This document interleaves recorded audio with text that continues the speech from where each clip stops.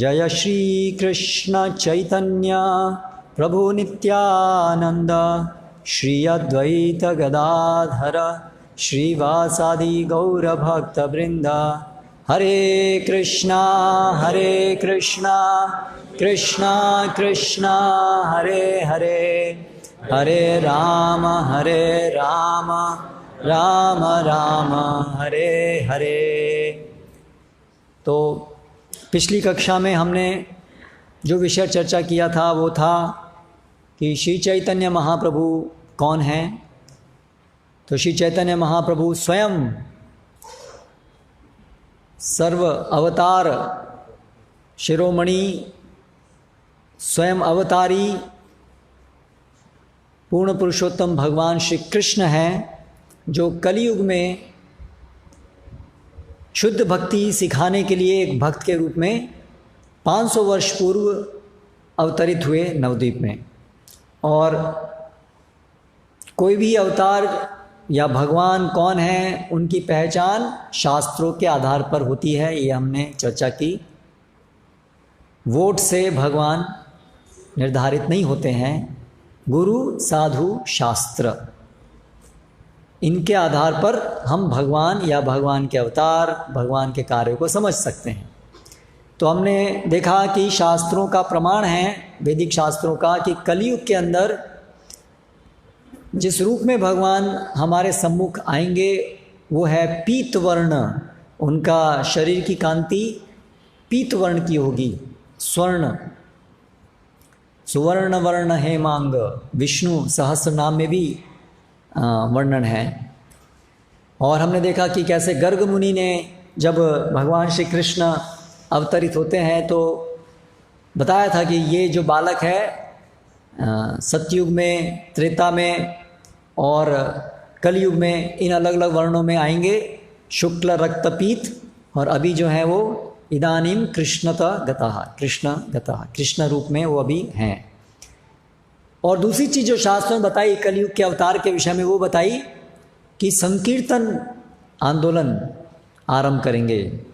तो ये दोनों जो कार्य हैं, उनके शरीर की कांति पीतवर्ण, गोल्डन, मोल्टन गोल्ड, पिघला हुआ सोने की तरह से उनका शरीर और शरीर की कांति, और जो पूरे संसार में हरे कृष्ण महामंत्र या हरि नाम संकीर्तन को जो सबसे अधिक अगर किसी ने फैलाया तो वो एक ऐतिहासिक तथ्य है। ये दोनों विषय के विषय में वो चैतन्य महाप्रभु हैं। तो इस आधार पर कोई अन्य व्यक्ति, कोई अन्य अवतार इसकी इन गुणों के साथ उसका तालमेल नहीं बैठता है। और कलयुग में ये भी बताया है कि कलयुग में और कोई अवतार नहीं है, कलयुग में यही अवतार हैं, और वो भी छिपे हुए अवतार हैं, छन्न अवतार। वो एक भक्त के रूप में आएंगे और ये कार्य करेंगे, उनका शरीर इस प्रकार का होगा। तो इस आधार पे हमने जाना कि चैतन्य महाप्रभु ये कोई ऐसा नहीं कि बस हम ऐसे बोल रहे हैं कि वो भगवान है, बल्कि शास्त्रों के प्रमाण के आधार पर ये निश्चित हुआ। तो अभी श्री चैतन्य महाप्रभु देखिए, भगवान चैतन्य महाप्रभु को यदि कोई अवतार भी माने या उनको कोई हाँ ठीक है अवतार भी माने, तो भी उन्होंने कृष्ण भक्ति का प्रचार किया। ऐसा नहीं कि कोई अवतार आए, हाँ ये भगवान के आजकल के अवतार हैं, और वो ऐसी कोई चीज़ बताएं जो शास्त्रों के विरुद्ध हो।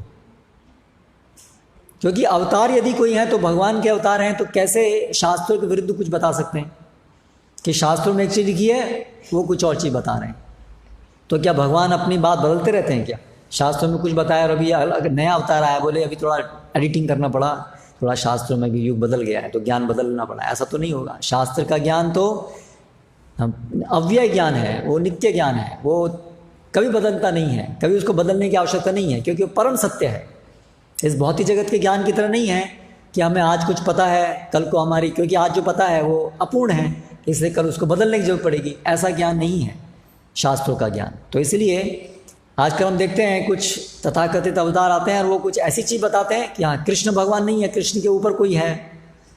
तो शास्त्रों में एक मत से स्वीकारणीय है कि कृष्ण भगवान है, लेकिन कोई अवतार आकर के बोले नहीं ये कृष्ण से ऊपर भी कोई नया है, तो ये सब बेकार की बातें हैं। हाँ, तो चैतन्य महाप्रभु ने कभी ऐसा नहीं, चैतन्य महाप्रभु ने कृष्ण भक्ति ही सिखाई। तो स्वयं श्री कृष्ण अपनी भक्ति सिखाने के लिए चैतन्य महाप्रभु के रूप में आते हैं, तो ये तथ्य है। तो अभी चैतन्य महाप्रभु ने जो हमें भक्ति सिखाई है, भगवान कृष्ण की भक्ति, तो कृष्ण की भक्ति अलग अलग स्तर पे लोग कर सकते हैं। सामान्यतः भारत में, विशेष रूप से गुजरात में, तो सरल है कि सब लोग एक न एक प्रकार के कृष्ण भक्ति करते ही हैं। आप लोग का बड़ा सौभाग्य है कि नज़दीक में ही द्वारका है, तो भगवान यहाँ पर रहे 5000 वर्ष पूर्व, तो इसलिए गुजरात के लोगों के लिए तो आज से कुछ समय पहले तक सब लोग कृष्ण भक्ति ही थे। लेकिन अभी धीरे धीरे जैसा कलयुग का प्रभाव बढ़ रहा है, तो लोग जो हैं अलग अलग दिशा में कुछ जा रहे हैं, लेकिन सहज था सबके लिए कृष्ण भक्ति अपनाना। लेकिन जैसा कि हम शास्त्रों में देखते हैं कि कृष्ण भक्ति भी शुद्ध भक्ति भी हो सकती है और विद्या भक्ति भी हो सकती है, मिश्रित भक्ति भी हो सकती है। विद्या भक्ति मतलब मिश्रित भक्ति, और भक्ति शुद्ध भी हो सकती है। तो इसीलिए केवल इतना कि हम कृष्ण को मानते हैं, हम भी कुछ कीर्तन करते हैं, इससे आगे हमें ये जानना चाहिए कि हमारी भक्ति किस प्रकार की है और भगवान सबसे अधिक प्रसन्न किस भक्ति से होते हैं। सबसे प्रिय भगवान को कौन सी भक्ति है ना? क्योंकि भक्त का मतलब है वो भगवान को प्रसन्न करना चाहता है, और विद्या भक्ति का या मिश्रित भक्ति का अर्थ है भगवान को प्रसन्न करना चाहते हैं, अंततः अपने लिए कुछ मांगना चाहते हैं, इसलिए भगवान को प्रसन्न करना चाहते हैं। भगवान की सेवा इसलिए करते हैं बदले में अपने को कुछ चाहिए। तो ज़्यादातर लोग जो कृष्ण भक्ति करते हैं वो इस प्रकार की भक्ति होती है कि वो कृष्ण के पास जाते हैं कुछ भौतिक चीज़ें मांगने के लिए। और बहुत ज़्यादातर लोग तो इवन कृष्ण के पास भी जाते हैं और देवताओं के पास भी जाते हैं, जहाँ से काम लग जाए, जो जल्दी दे दे, सबको प्रसन्न करना चाहते हैं, जहाँ से जल्दी काम चल जाए। तो वो तो कृष्ण भक्ति का बहुत ही निम्न रूप हुआ। वो भी एक प्रकार की भक्ति है, क्योंकि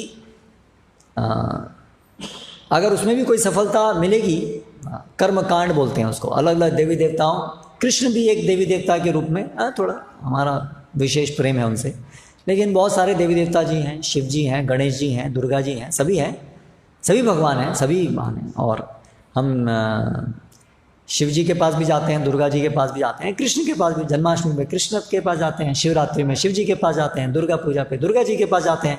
सबसे क्या मांगते हैं? घर में लक्ष्मी आवे, धन संपत्ति आवे, दुख भागे, सबसे यही मांगते हैं, है ना। तो ये क्या है, अच्छी बात है, कम से कम देवी देवताओं के पास तो जा रहे हैं। आजकल का तो ऐसा भी समय है जहाँ पर कि अरे कोई देवी देवता नहीं है, कोई भगवान नहीं है, सब मेरे हाथ में है, मेहनत करो, पैसा कमाओ, जितना चाहे उतना एंजॉयमेंट करो। ये नास्तिकवाद है। इससे तो अच्छा है, बहुत अच्छा है कि कम से कम ये विश्वास कि हमें अगर कुछ भौतिक भी कुछ चाहिए तो हमें भगवान या जिनको भी भगवान सोचते हैं देवी देवतागण, उनसे हमको प्राप्त होगा।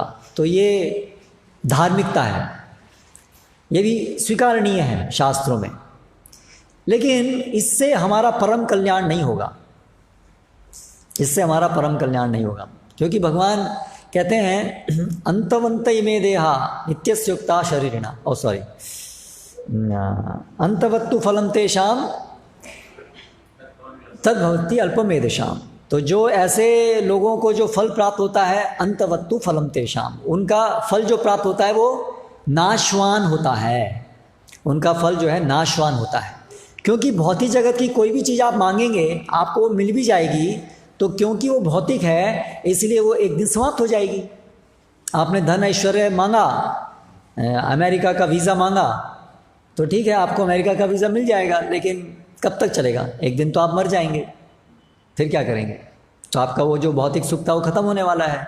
तो इसलिए वो अनित्य है, ये भौतिक जगत की कोई भी चीज़ अनित्य है। इसलिए भगवान कहते हैं जो ऐसे लोग हैं वो धार्मिक हैं लेकिन मूर्ख भी हैं। अल्प मेधसा, भगवान बोलते हैं अल्प मेधसा। मेधसा मतलब बुद्धि, अल्प मतलब थोड़ी। क्योंकि मनुष्य जीवन में भगवान को अगर वो प्रार्थना करें तो उनको भगवान के सानिध्य में नित्य भक्ति सेवा का जीवन प्राप्त हो सकता है, जिससे कभी जन्म मृत्यु के चक्र से वो निकल जाएंगे हमेशा के लिए, और हमेशा के लिए भगवान की सेवा का जो बड़ा दिव्य आनंद है वो हमेशा हमेशा के लिए चख पाएंगे। नित्य रूप से वो भगवान की सेवा में रह सकते हैं। ऐसा महान अवसर उनको प्राप्त है मनुष्य जीवन में, और वो नहीं मांग करके अगर हम भौतिक सुख मांगते हैं तो वो मूर्खता है।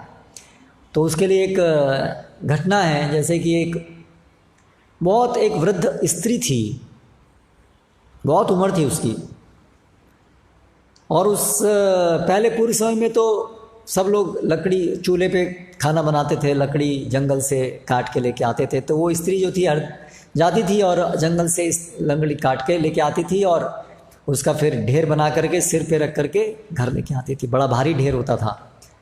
और कृष्ण भक्त थी तो गोविंदा गोविंदा कृष्णा कृष्णा पुकारती रहती थी। तो एक बार ऐसे ही हुआ, वो जंगल में लकड़ी चुनने गई और बड़ी मुश्किल से, बड़ी धूप थी और लकड़ी सब कैसे न कैसे चुनी और उसका गठड़ा बनाया और सिर के ऊपर रखा, और जैसे उसकी आदत थी तो गोविंदा गोविंदा कृष्णा कृष्णा बोलते हुए चल रही थी। लेकिन क्या हुआ कि चलते चलते रास्ते में एक ठोकर लग गई और ठोकर लग करके गिर पड़ी, और जो ऊपर लकड़ी का गठड़ा था वो भी सिर के ऊपर से गिर गया। अभी स्वाभाविक था उसके लिए बोलना गोविंदा कृष्णा, कोई भी मुसीबत आती है तो कृष्ण को पुकारा। तो भगवान वहाँ पर आ गए। कृष्ण यार ये पुकार रही है, बहुत समय से पुकार रही, चलो। तो कृष्ण सामने आ गए। तो अरे कृष्ण आ गए, अच्छा। तो भगवान ने बोला क्या चाहिए तुम्हें? तो उसने कहा भगवान मैं बहुत परेशान हुआ आज इतना मुश्किल से, तो ये इतनी धूप थी और धूप में इतना दूर से मैं चल के आई और ये सारा लकड़ी का पूरा एक एक चुन चुन करके मैंने इकट्ठा किया, सिर के ऊपर इतनी मुश्किल से रखा और ठोकर लग के गिर गया। तो आप कृपा करके वापस मेरे सिर पे इसको रखवा दो। हाँ, तो ये उसने भगवान से मांगा। तो इसको आप क्या कहेंगे? बुद्धिमंता? वो बुद्धिमान थी कि मूर्ख थी? कितने लोग बोलते हैं कि बुद्धिमान थी? हाथ ऊंचा कीजिए। वृद्ध माता जी बैठी हैं, वो कह रही नहीं बुद्धिमान तो नहीं थी। आप क्या मांगते हैं?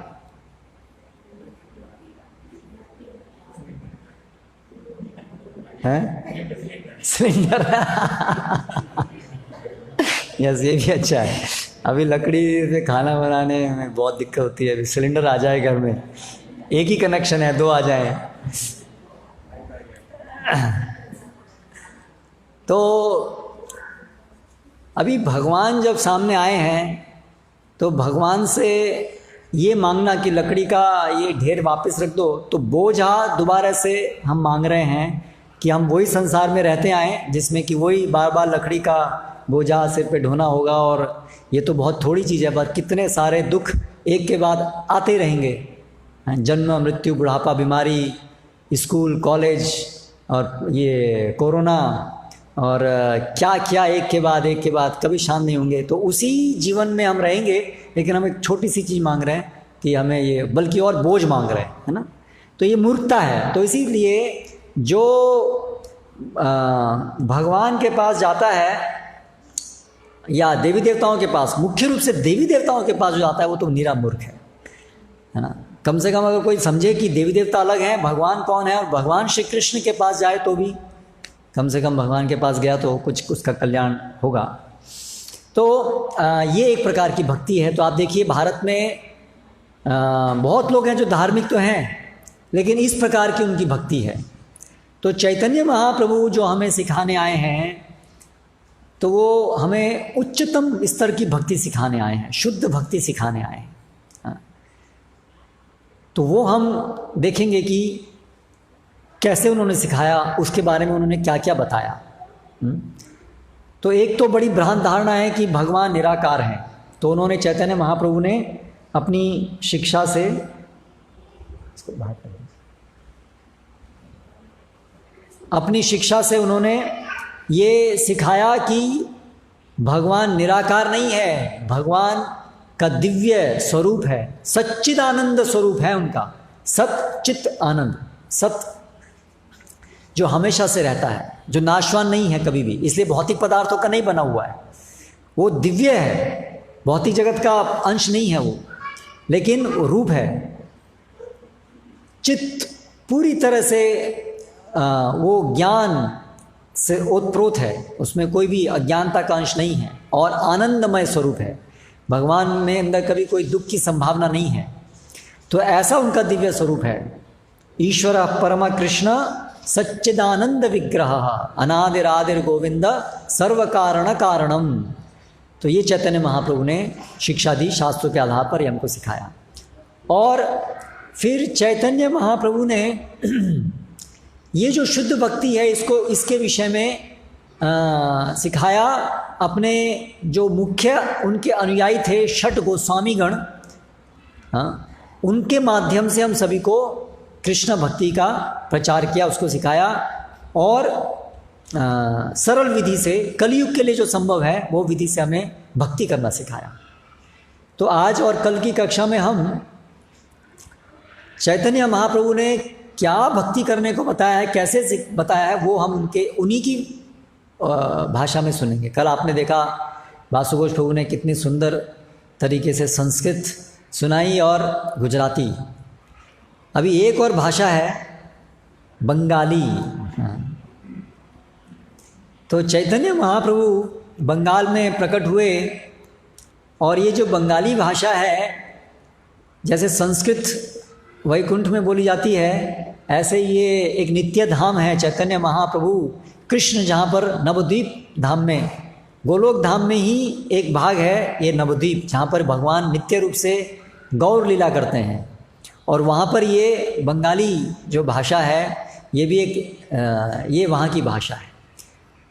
तो ये भी बड़ी सरल है, और विशेष रूप से गुजराती या हिंदी भाषी लोगों के लिए तो इसको समझना भी बड़ा आसान है, क्योंकि बहुत सारे शब्द मिलते जुलते हैं, संस्कृत से बहुत सारे शब्द हैं। तो हम अभी इस बंगाली भाषा में, सरल बंगाली भाषा में चैतन्य महाप्रभु ने जो उपदेश दिए, आज हम इन 2 दिनों में सनातन गोस्वामी एक उनके अनुयायी थे, जो भौतिक दृष्टि से भी देखा जाए तो बहुत एक प्रसिद्ध व्यक्ति थे, पंडित थे, धनवान थे, कुलीन थे, भौतिक दृष्टि से बड़े प्रगत थे। लेकिन ऐसे प्रगत व्यक्ति होने पर भी वो सब कुछ अपनी भौतिक ऐश्वर्य इत्यादि को तुच्छ जानते हुए, उसको सब उससे आकर्षण छोड़ते हुए वो चैतन्य महाप्रभु की शरण ग्रहण किए। तो उस समय अंग्रेजों का शासन था, 500 साल पहले की बात है। तो बंगाल में नवाब हुसैन शाह वहाँ का राजा था उस समय का, मुस्लिम शासन था उस समय। और उनके सरकार में ये 2 भाई थे, साकार मलिक एक थे, सनातन गोस्वामी जिनका नाम बाद में हुआ, और दबीर खास जिनका नाम रूप गोस्वामी हुआ। तो ये दोनों वास्तव में कर्नाटक के ब्राह्मण थे, कर्नाटक परिवार में इनका जन्म हुआ था, कर्नाटक में ब्राह्मण परिवार के थे। लेकिन इनके फिर जो पूर्वज थे वो इधर बंगाल में आ गए थे, और फिर वहाँ पर इनकी जो जनरेशन थी, उन्होंने यहाँ पर नवाब हुसैन शाह के यहाँ पर वो उनकी सरकार में नियुक्त हो गए थे, बड़े पद पर थे, मंत्री पद पर थे दोनों। तो और पूरे राजा का, पूरे नवाब हुसैन शाह का पूरा कार्यभार जो संभालना था वो ये दोनों भाई संभालते थे। तो बहुत बड़ी पदवी थी इनकी। लेकिन क्योंकि इन्होंने मुसलमान शासक के यहाँ पर नौकरी ले ली थी, इसलिए उनको वैदिक संस्कृति से, ब्राह्मण पद से उनको बाहर निकाल दिया था, इसलिए उनका नाम भी बदल गया था। तो मलिक जो कि जो मुसलमान शासन के अंदर जो मल्लिक है, तो वो एक पदवी होती थी, जो जैसे बहुत बड़ा उनका एक पद है तो उसको मल्लिक बोलते थे। तो इस प्रकार से उनके ये नाम हो गए थे दबीर खास, और ये नाम उनके उस समय में हो गए थे। लेकिन और दोनों बहुत सारी भाषाओं के उनको ज्ञान था, प्रखंड पंडित थे वो। संस्कृत भाषा, फारसी, अरबी, ऐसे बहुत सारी भाषाओं का उनको ज्ञान था, क्योंकि आप सोचिए अब मिनिस्टर बनने के लिए बहुत ज्ञानी व्यक्ति की आवश्यकता पड़ती है, बहुत बुद्धिमान भी थे। तो रामकेली एक जगह है जहाँ पर चैतन्य महाप्रभु से उनकी भेंट हुई, और वहाँ पर उन दोनों ने अपने को प्रस्तुत किया कि हम आपकी शरण में आना चाहते हैं, क्योंकि वो जानते थे चैतन्य महाप्रभु के विषय में उन्होंने सुना था कि वो कैसे एक भगवान की शुद्ध भक्ति का प्रचार कर रहे हैं। तो उनसे प्रेरित होकर के वो उनसे मिलने आए थे, और उनके चैतन्य महाप्रभु के प्रभाव से उन्होंने अपने को समर्पित किया। और चैतन्य महाप्रभु ने उनको कहा ठीक है, मैं इस समय आप बाद में मुझसे मिलना, वहाँ पर आप मेरी शरण में आना, फिलहाल आप अभी अपना कार्य जारी रखो। ऐसा करके वो दक्षिण भारत के यात्रा पे चले गए, और फिर वहाँ से फिर वो आए। तब उस समय जब वृंदावन की तरफ जा रहे थे, तब जब समाचार मिला रूप गोस्वामी को, तब उन्होंने अपना ये सभी राज्य का कार्य छोड़ करके और रिज़ाइन कर दिया एक तरीके से, और चल पड़े चैतन्य महाप्रभु को मिलने के लिए। और उसके पीछे पीछे फिर कुछ समय बाद में सनातन गोस्वामी भी उन्होंने भी राज्य पाठ सब छोड़ छाड़ के लीव एप्लीकेशन दे दिया कि मैं बीमार हूँ, और घर बैठ करके श्रीमद् भागवतम सब कुछ ब्राह्मण भक्तों को बुला करके उनसे भागवतम सुनते रहे, सुनने में लग गए। तो उनको अभी रुचि नहीं रह गई थी राज्य पाठ में, तो पूरा मन बना लिए थे कि अभी हमें चैतन्य महाप्रभु की शरण में जाना है, भक्ति करना है। तो जब राजा को पता चला कि एक ने तो रिज़ाइन दे के चला गया और एक ने छुट्टी लेके बैठ गया और सारा राज्य पाठ ठप हो गया है, तो वो अचानक देखने के लिए आ गया कि ये क्या कर रहा है सनातन। तो देखा कि ये तो भागवतम सुन रहा है, वो तो बीमारी का तो बहाना बना करके भागवतम सुन रहा है। तो उन्होंने उसको कैद में डाल दिया कि कहीं भाग नहीं जाए। तो फिर युक्ति लगा करके कैसे न कैसे सनातन गोस्वामी जो हैं वो उस जेल का जो था जेलर, उसको कुछ घूस दे करके कुछ वहाँ से भागे, निकले वहाँ से। ऐसे ये कथा है। आज पूरी कथा तो हम नहीं सुना पाएंगे, हमारा जो विशेष आज है सनातन शिक्षा है आज का विषय। और फिर वो जा कर के प्रयाग में चैतन्य महाप्रभु से मिले, और फिर करेक्ट वाराणसी में मिले। और वहाँ पर फिर चैतन्य महाप्रभु ने उनको सब शिक्षा दी शास्त्रों के ज्ञान आधार पे, और जिसके आधार पर फिर और उसी प्रकार से रूप गोस्वामी को भी शिक्षा दी। और फिर उन्होंने अलग अलग पुस्तकों का संकलन किया, जिसमें पूरे शास्त्रों का मर्म उन्होंने संकलित करके चैतन्य महाप्रभु की जो सारी शुद्ध भक्ति की शिक्षाएं हैं उसको शास्त्र के आधार पर स्थापित किया और हमको सबको सिखाया। तो ये जो गोस्वामी गण हैं, 6 गोस्वामी थे मुख्य, तो उनमें से ये रूप गोस्वामी सनातन गोस्वामी प्रमुख थे।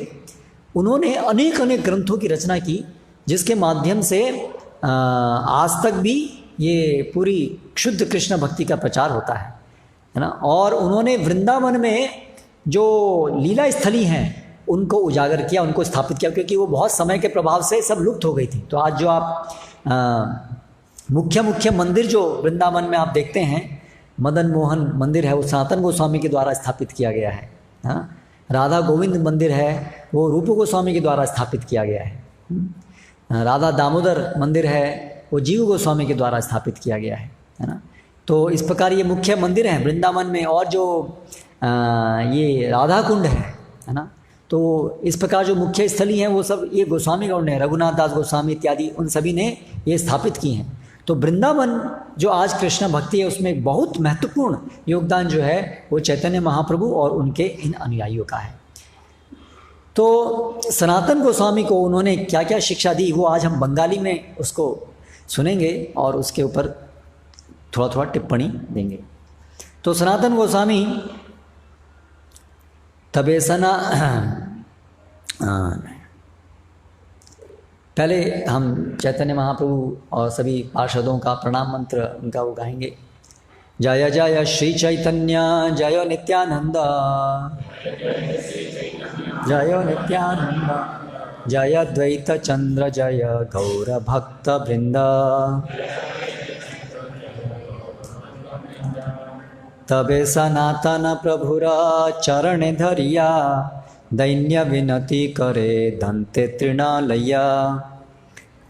तो सनातन गोस्वामी जब चैतन्य महाप्रभु को मिले तो उन्होंने प्रभुरा मतलब चैतन्य महाप्रभु, चरणे धरिया, चरण मतलब पैर, धरिया मतलब को पकड़ा, चरण को स्पर्श किया। दैन्य विनती करे दंते तृणालया, और दैन्य रूप से ये विनती करने लगे। नीच जाति नीच संगी पतित अधम, कुविषय कूपे पड़ी घोनाइनु जन्म। उन्होंने क्या बोला सनातन गोस्वामी ने? नीच जाति नीच संगी, मेरी बड़ी नीच जाति है, क्योंकि अभी वो मुसलमान शासक के यहाँ उन्होंने अपना ले लिया था, तो उनका भ्रष्ट हो गया था उनका जाति इत्यादि। तो नीच जाति नीच संगी, और मेरे संग सब नीच लोगों के साथ है। पतित अधम, मैं बड़ा पतित हूँ, बड़ा अधम हूँ। कुविषय कूपे पड़ी घोनाइनु जन्म, मैंने अपना पूरा जन्म व्यर्थ कर दिया है। कैसे? कुविषय कूप, जो इंद्रिय भोग रूप का जो बड़ा गर्त है, ऐसे में पढ़ करके मैंने अपना जीवन व्यर्थ गंवा दिया है। आपना हिता हिता किछु ना जानी, ग्राम्य व्यवहार पंडित ताई सत्य मानी। मैं अपना हित अहित नहीं जानता हूँ, और लेकिन गांव के सामान्य लोग जो हैं मुझे पंडित बोलते हैं, और मैं भी सोचता हूँ कि मैं पंडित हूँ, जबकि मैं जानता ही नहीं हूँ कि मेरा हित अहित क्या है। कृपा करी जदि मोरे करिया छेन उद्धार, आपन कृपाते कहो कर्तव्य आमार। कृपा करके यदि आप मेरे पर कृपा करें तो मेरा जो उद्धार कीजिए, और मेरा कर्तव्य क्या है ये मुझे बताइए। तो ये है शुद्ध भक्ति जानने के लिए हमारे अंदर ऐसे भावना, ऐसे समझ, ऐसे गुण हमारे अंदर भी होने चाहिए। जिस प्रकार से विनम्रता से उन्होंने अपने को प्रस्तुत किया, ऐसे हमारे अंदर भी ये विनम्रता होनी चाहिए कि हम कुछ नहीं जानते, हम मूर्ख हैं। अगर हमारे अंदर घमंड होगा, अरे हमें संस्कृत के दोष लोग आते हैं, हम तो ये हैं, हम तो इतने समाज में हमारी ये प्रतिष्ठा है, हमारी तो इतनी पगार है, हम तो पटेल हैं, या जो भी है, हम तो इतना बड़े कुल में हमारा जन्म हुआ है ना। ऐसा अगर कोई भी हमारे अंदर अभिमान है तो हम चैतन्य महाप्रभु की कृपा कैसे प्राप्त करेंगे? तो ये हमारे अंदर योग्यता की आवश्यकता है। पहली योग्यता अभिमान, ये सब मिथ्या अभिमान है। कृष्ण भक्ति के लिए उच्च जाति, पैसा होना, ये सब नहीं चाहिए, बल्कि ये प्रॉब्लम है। ये जो है वो, अगर इसकी वजह से हमको अभिमान हो गया है तो तो बड़ा अभिमानी, ये जो कुलीन पंडित बड़ा अभिमानी, जो ज़्यादा अच्छे कुल में जन्म लेते हैं, बड़े पंडित या पैसे वाले होते हैं, सामान्य रूप से अभिमान आता है।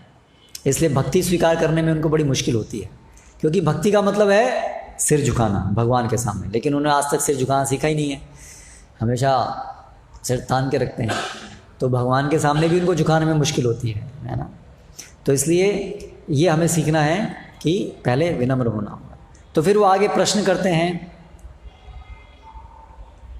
के यामी के ने यामाए जारे तापत्रय, इहा नाही जानी के मन ही तो है।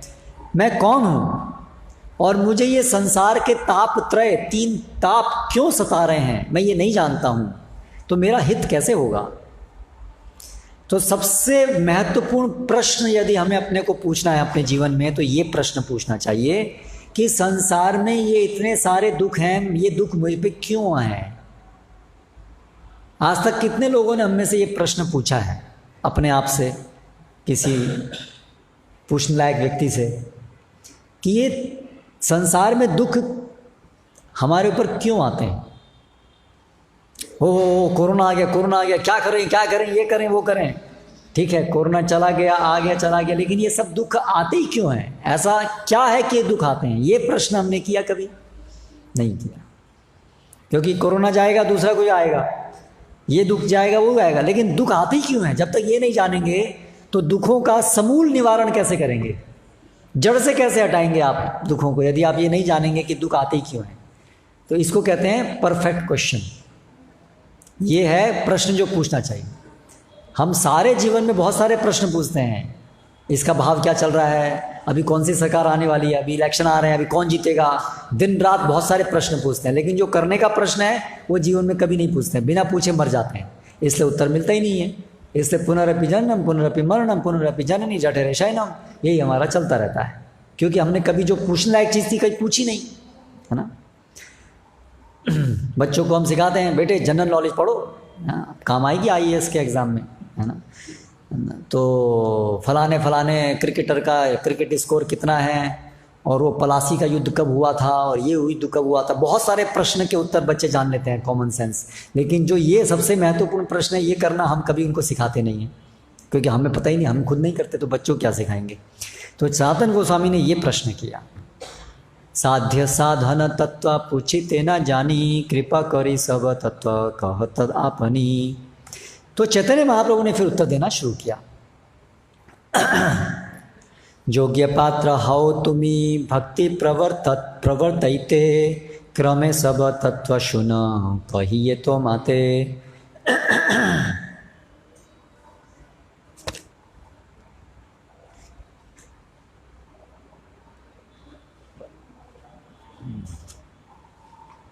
जैसे कल बासुगोश प्रभु क्या बोले, संस्कृत सीखने के लिए क्या तरीका बताए, सुनते रहो सुनते रहो सुनते रहो और बोलने का अभ्यास करते रहो तो आ जाएगी। तो ऐसे ही अभी हम जो पढ़ रहे हैं, मुझको भी बंगाली नहीं आती है, लेकिन ये सुनते सुनते सुनते अभी सब समझ में आती है। एक दिन मैं भी ऐसे ही था आपकी तरह से, लेकिन अभी देखिए आ गई। तो ये इतनी मधुर है और इतनी सुंदर भाषा, और इसमें चैतन्य महाप्रभु का संदेश है। इसलिए आचार्यों ने एक भविष्यवाणी की थी कि आने वाले समय में लोग बंगाली पढ़ेंगे चैतन्य चैतामृत का रसास्वादन करने के लिए। तो संस्कृत तो कोई पढ़े कि नहीं पढ़े पता नहीं, लेकिन आप बंगाली जरूर पढ़ेंगे। और ये संस्कृत से भी सरल है, और दोनों बहुत मिलती जुलती हैं, लेकिन फिर भी संस्कृत से बहुत सरल है। तो आप देखिए चैतन्य चैतामृत पढ़ना शुरू कीजिए, क्योंकि जो इतनी मधुर है और इसमें पूरा चैतन्य महाप्रभु का दिव्य ज्ञान इसमें है, तो उसके लिए आप चैतन्य चैतामृत पढ़िए, है ना। इसलिए मैं ये पढ़ रहा हूँ, 2 दिन हम अभ्यास करेंगे बंगाली सुनने का, है ना। आप इसका संदेश सुनिए, कितना महान संदेश है, और ये सब इतनी सरल भाषा में, इतनी मधुर भाषा में उपलब्ध है। तो चैतन्य चैतामृत पढ़ने की आपको एक प्रेरणा मिले, इसके लिए हम ये पाठ कर रहे हैं, चैतन्य चैतामृत का पाठ कर रहे हैं। तो चैतन्य महाप्रभु कहते हैं, योग्य पात्र हो तुम जो है योग्य पात्र हो, इसलिए क्रमे सबे तत्व सुना, इसलिए तुम सब क्रम से तत्व को सुनो, कहिए तो माते, तुम्हारे लिए मैं ये सब कहूँगा। तो चैतन्य महाप्रभु प्रसन्न हो गए। तो अगर हम गुरु से ज्ञान प्राप्त करना चाहते हैं तो गुरु हमसे प्रसन्न होने चाहिए, हमारी योग्यता होनी चाहिए। गुरु कब प्रसन्न होंगे, जब हमारे अंदर ऐसे शिष्य के गुण होंगे कि हम विनम्र होंगे। पैसा, बुद्धि, एग्जाम, बड़ी बड़ी डिग्री, ये सब नहीं चाहिए। कृष्ण भक्ति के लिए डिग्रियां नहीं चाहिए, है ना। भारत में सबसे पहले लोग अपने को इंट्रोड्यूस करते हैं, कैसे करते हैं, मैं ये नाम है और मेरी ये डिग्री है। सबसे महत्वपूर्ण डिग्री कौन सी है, विजिटिंग कार्ड होगा उसमें सब डिग्री लिखी होंगी, पूरा विजिटिंग कार्ड भरा होगा। कई लोगों को तो कई पेज का विजिटिंग कार्ड होता है। बल्कि ये सारी उपाधियां ही भक्ति को ग्रहण करने के लिए सबसे बड़ी बाधा है। तो पहले तो विजिटिंग कार्ड फाड़ के फेंकना होगा अगर किसी को भक्ति में प्रवेश करना है तो। जब तक ये एक भी उपाधि हम लेकर के साथ में मैं फलाना हूँ, मैं ढिंका हूँ, तब तक चैतन्य महाप्रभु आपकी तरफ नज़र नहीं दे रहे हैं, जाओ दूर जाओ। तो देखिए इतने बड़े मंत्री थे, उन्होंने नहीं बोला मैं फलाना फलाना मंत्री हूँ। चैतन्य महाप्रभु को उसमें कोई रुचि नहीं है। मंत्री हो तो ठीक है, अपना राज्य शासन करो, यहाँ क्या कर रहे हो। लेकिन अगर आपको कृष्ण प्रेम चाहिए तो ये सब छोड़ के आओ। पहले मैं फलाना हूँ, मैं ये हूँ, नहीं, मैं मूर्ख हूँ और मैं जानना चाहता हूँ कि मैं कौन हूँ। ये योग्यता है। जो सरल भाव से जानना चाहता है कि मैं कौन हूँ, भगवान कौन है ना, सरल भाव से, और उसको चैतन्य महाप्रभु उसको योग्य स्वीकार करेंगे। तो चैतन्य महाप्रभु भी सुनाना शुरू करते हैं कि सब तत्व। तो चैतन्य महाप्रभु नहीं बोलते बस तुम गोपी हो और बस डूब जाओ नाम में, नहीं। चैतन्य महाप्रभु उनको पहले तत्व ज्ञान देते हैं, हम कौन हैं। तो यही चीज़ है, यही हमें सीखना है। जो हमारे भारत में जो भक्ति होती है, सीधी सीधी मन से भक्ति होती है, सीधी भाव में आए थे हम सीधा गोपी बन जाते हैं, ठीक है। तो सस्ती नहीं है भक्ति, ऐसे शुद्ध भक्ति सस्ती नहीं है। सामान्यतया जो हम भक्ति देख रहे हैं, मारो लालो, और हम भी चाय पीते हैं, लाला भी चाय पीता है, हम भी टीवी देखते हैं, लाला भी टीवी देखता है। तो ये भक्ति जो है वो तो सस्ती भक्ति है, वो हमारे मन से की हुई भक्ति है। वो कृष्ण को जो प्रसन्न, लाला को जो भक्ति पसंद है वो ऐसी नहीं है। यहाँ चैतन्य महाप्रभु बता रहे हैं कौन सी भक्ति उनको पसंद है। वो खुद कृष्ण है और वो भक्ति सिखाने आए हैं, तो उनसे हमको सीखना होगा कि भक्ति कैसी होती है वास्तव में। बाकी मन से भक्ति करते हैं, ठीक है, उसका भी कुछ लाभ होगा, कम से कम नास्तिक होने से तो बहुत अच्छा है, लेकिन शुद्ध भक्ति के सामने वो कुछ नहीं। तो इसलिए तत्व हमें जानना चाहिए, ये सब चीज़ें कौन है, तब हम वास्तव में कृष्ण की सेवा अच्छे से कर पाएंगे। तो चैतन्य कहते हैं जीवेर स्वरूप है कृष्णेर नित्य दास, कृष्णेर तटस्थ शक्ति भेदा भेद प्रकाश, सूर्यांश किरण यैच्छे अग्नि ज्वाला क्षय, स्वाभाविक कृष्णेर तीन प्रकार शक्ति है। क्या कहते हैं? जीव का स्वभाव है कृष्णेर नित्य दास। तो यहाँ एक वाक्य में उन्होंने बता दिया हम कौन हैं, क्योंकि सनातन गोस्वामी ने प्रश्न किया था ना कि यामी मैं कौन हूँ, तो उन्होंने उसका बिल्कुल सटीक उत्तर दिया। तुम कौन हो? हम सब कौन हैं? हमारी वास्तविक पहचान क्या है? कृष्णेर नित्य दास। एक बार सही बोलिए, हम कौन हैं? कृष्णेर नित्य दास। कृष्णेर, कृष्ण के, नित्य दास, कृष्ण के नित्य दास हैं। हम भगवान नहीं हैं, हम भगवान के दास हैं। कृष्णेर नित्य दास। और कृष्णेर तटस्थ शक्ति भेद अभेद प्रकाश। और कृष्ण के साथ हमारा, और आगे कृष्ण दास हैं तो उसकी और आगे उसका वर्णन आगे क्या किया? कृष्ण की तटस्थ शक्ति हैं, हम कृष्ण की एक शक्ति हैं। और इस प्रकार से भेद अभेद, इस प्रकार से कृष्ण के समान भी हैं और कृष्ण से भिन्न भी हैं। तो हम भगवान की शक्ति हैं। तो भगवान है शक्तिमान और हम हैं भगवान की शक्ति। तो भगवान की मुख्य रूप से 3 प्रकार की शक्तियां होती हैं। जैसे सूर्य है और सूर्य प्रकाश। तो सूर्य है जिससे प्रकाश आता है, इसलिए वो शक्तिमान है। और सूर्य शक्तिमान है अर्थात उसकी शक्ति है सूर्य प्रकाश। तो उसी प्रकार से भगवान शक्तिमान है जो शक्तियों को धारण करते हैं और बाकी उनकी सब शक्तियां हैं। तो हम सब क्या हैं? भगवान की एक शक्ति है। लेकिन कैसी शक्ति है? तटस्थ एक शक्ति है। तो भगवान की 3 शक्ति होती हैं, अंतरंग शक्ति, तटस्थ शक्ति और बहिरंगा शक्ति। जो भी कुछ है वो ये 2 ही चीज़ हैं, शक्तिमान और शक्ति। इससे तीसरी और कोई चीज़ है ही नहीं। बस हमें 2 चीज़ जान ले, सब कुछ जान लिया। इसलिए भगवान बताते हैं भगवद गीता में, ज्ञानम विज्ञानम, ये 2 चीज़ मैं बताऊंगा और इसको जानने के बाद ज्ञातव्यम न अवशिष्यते, इसको जानने के बाद और कुछ जानने योग्य नहीं रह जाएगा। ज्ञानम ते हम सविज्ञानम इदम वक्ष्यामि अशेषतः यद ज्ञात्वा न पुनः ज्ञातव्यम ज्ञातव्यम अवशिष्यते, इसको जानने के बाद और कुछ ज्ञातव्य नहीं रह जाएगा। तो अंतरंग शक्ति है जिससे आध्यात्मिक जगत संचालित होता है, जिसका वो बना है। और भगवान आध्यात्मिक जगत में जो सभी भक्तगण होते हैं वो इस आध्यात्मिक शक्ति के मार्गदर्शन में, इसके सानिध्य में, इसके अंडर में रह करके नित्य रूप से भगवान की सेवा करते हैं शुद्ध रूप में। वो आध्यात्मिक जगत में है आध्यात्मिक शक्ति। ये जो भौतिक जगत जो निर्जीव है वो भी भगवान की एक शक्ति है, वो भगवान की बहिरंगा शक्ति है।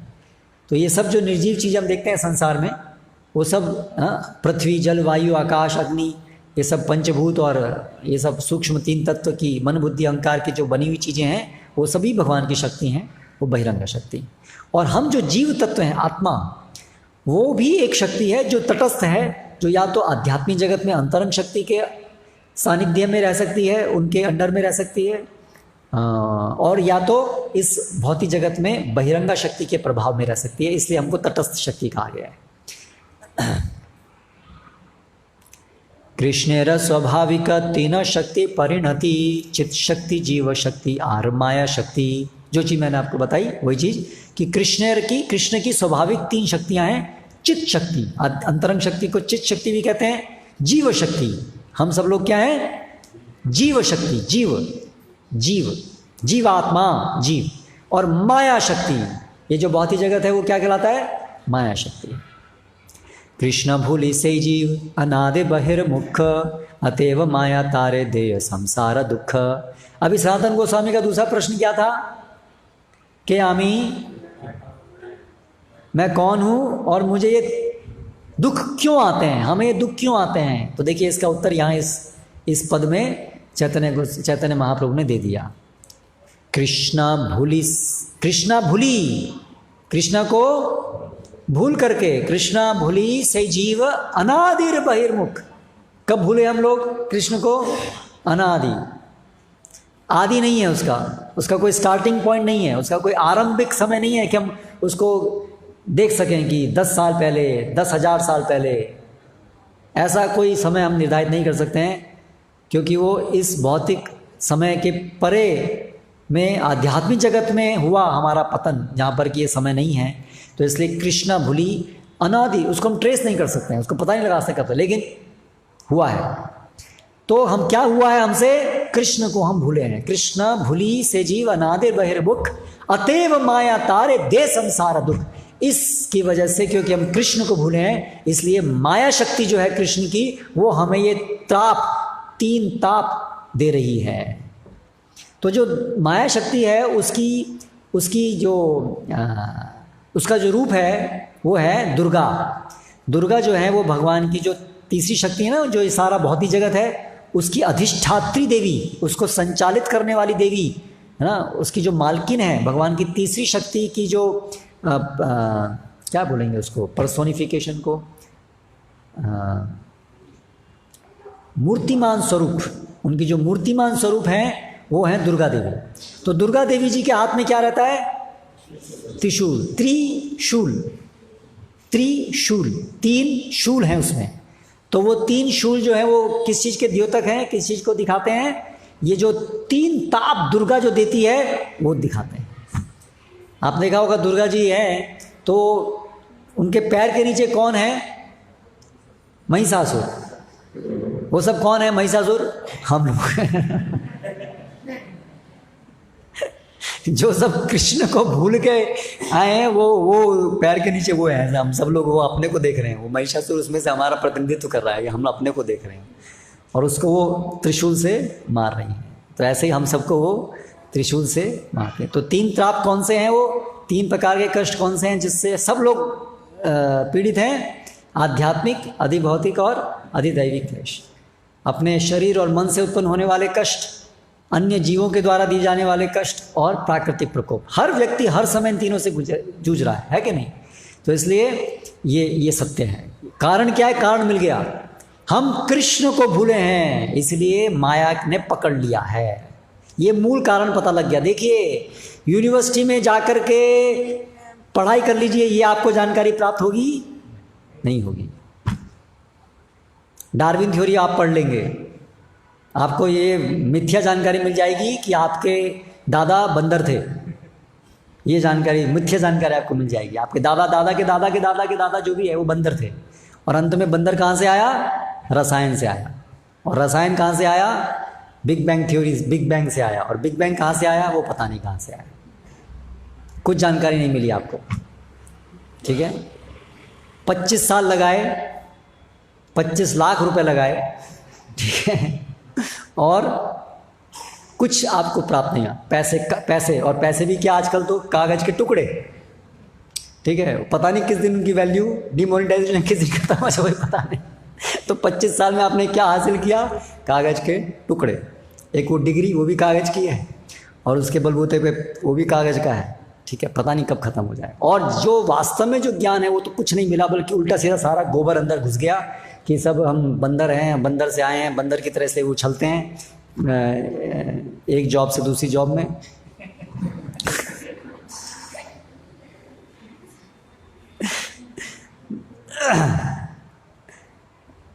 फिर आगे कहते हैं चैतन्य महाप्रभु, कभू स्वर्ग उठाए कभू नरक डुबाए, दंड्य जने राजा जना नदी ते चुबाए। तो माया क्या कर रही है? कभू स्वर्ग उठाए, कभी आपको स्वर्ग में उठा देती है, कभू नरक डुबाए, कभी आपको नरक में डुबा देती है। कैसे? राजा जैन, जैसे राजा जिस प्रकार से दंड्य जने, जिसको दंड देता है राजा, एक दंड देने का तरीका क्या है? नदी तेज चुबाए।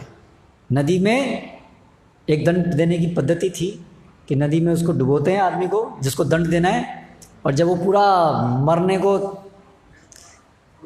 बस मरने ही वाला है तो उसको फिर पानी से बाहर निकाल लेते हैं थोड़ी देर के लिए, उसको सांस आती है थोड़ी सी, फिर उसको वापस पानी में डाल देते हैं। तो ऐसे करके माया जो है हमको इस प्रकार से दंडित दे रही है। गुनाह क्या है हमारा? कृष्णा भूलिया, ये गुनाह है हमारा। हम सब कौन हैं? गुनहगार हैं। किसी को सोने की जंजीर पड़ी है तो किसी को लोहे की जंजीर पड़ी है, पर सबको हथकड़ी पड़ी हुई है। जो अमीर हैं वो अपनी सोने की हथकड़ी दिखाते हैं, देखो मेरे को सोने की हथकड़ी पड़ी हुई है। हम कितने सौभाग्यशाली हैं, सोने की हथकड़ी पड़ी। तो है कि मूर्खता के नहीं है, दोनों ही कैदी हैं। चाहे कोई सोने की जंजीरों से बंधा हुआ है, चाहे कोई लोहे की जंजीर से बंधा हुआ है ना। तो वो तो जंजीर है। तो इसलिए सब मूर्खता है सोचना कि हम मटेरियली एडवांस्ड हैं। ये एडवांसमेंट क्या एडवांसमेंट है? लोहे की जंजीर से सोने की जंजीर को प्राप्त कर लेना कोई एडवांसमेंट है? एडवांसमेंट तो क्या है? प्रगति क्या है? जेल से मुक्ति होना, वो वास्तविक एडवांसमेंट है। तो इसलिए हम गुनहगार हैं, इसलिए हमको दंड मिल रहा है। तो ये भगवान ये पेंडेमिक क्यों लाते हैं? एक्सीडेंट क्यों होता है? मेरे साथ ऐसा क्यों हुआ? हाँ, हमारे घर में ऐसा क्यों हो गया? वो क्यों मर गया? क्यों मर गया? दंडित, क्योंकि कृष्णा भूलिया। आपने अपने पिता को ठोकर दे दी, ठोकर मार दिया, आपने उनको ठुकरा दिया। पिता हैं आपके वो स्वामी हैं, आप उनके सेवक हैं और आपने उनको ठुकरा दिया। तो ये हमारा गुनाह है। कोई अगर सरकार के नियमों का उल्लंघन करेगा तो क्या होगा? कैदी गिना जाएगा ना। तो ऐसे हम लोगों ने भगवान को भुला दिया। हम स्वतंत्र होना चाहते हैं, भगवान के नियमों का उल्लंघन करना चाहते हैं, इसलिए हम दंडित हैं।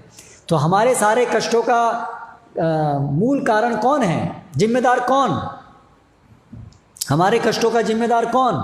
पड़ोसी, अड़ोसी, प्राइम मिनिस्टर, अमेरिका, पाकिस्तान, सास, बहू, कौन? हम खुद। याद रखिए जब अगली बार झगड़ा हो। साधु शास्त्र कृपाए यदि कृष्णोन्मुख है, सही जीवन स्तरे माया तहारे छाड़ाए। अभी युक्ति बता दिया, उपाय क्या है। ऐसा नहीं कि अभी कृष्ण को भूल गए तो अभी खत्म कहानी। जैसे कुछ धर्मावलंबी बोलते हैं कि अगर आपने भगवान को इस जन्म में समझा नहीं तो भगवान आपको हमेशा हमेशा के लिए नरक में डाल देंगे, हमेशा के लिए, बस खत्म कहानी। ऐसे नहीं है, ये ऐसा नहीं है। भगवान इतने क्रूर नहीं है। तो साधु शास्त्र कृपा, यदि साधु शास्त्र की कृपा से यदि कोई दोबारा से कृष्णोन्मुख है, अभी हम क्या है? कृष्ण से विमुख हो गए हैं, कृष्ण को भूल गए हैं, लेकिन यदि साधु और शास्त्र की कृपा से अगर हम दोबारा कृष्ण की तरफ अपना मुख मोड़ लें, है ना, तो फिर सही जीव निस्तरे, वो जीव वापस उसका उद्धार हो जाएगा और माया उसको छोड़ देगी। क्योंकि माया किसकी स्वामी, किसकी नौकरानी है? कृष्ण की है। तो अगर हम कृष्ण की शरण ले लेंगे तो भगवान माया को बोलेंगे इसको अभी छोड़ दो, है ना, तब हम छूटेंगे। और जब तक माया छोड़ेगी नहीं तब तक हम छूट नहीं सकते हैं, और माया को हम जीत नहीं सकेंगे। इसलिए भगवान भगवद गीता बताते हैं, दैवी एष गुणमयी मम माया दुरत्या माँ में वो ये प्रपद्यन्ते माया में ताम तरन्ते थे। अभी देखिए संस्कृत तो श्लोक याद रखना मुश्किल है ना, लेकिन आप वही चीज़ बंगाली में बहुत मधुर और सरल भाषा में, इसलिए वो याद रख सकते हैं हम लोग। माया मुग्ध जीवेर नाही स्वतः कृष्ण ज्ञान, जीवेर कृपाए कैला कृष्ण वेद पुराण। क्या मतलब है इसका?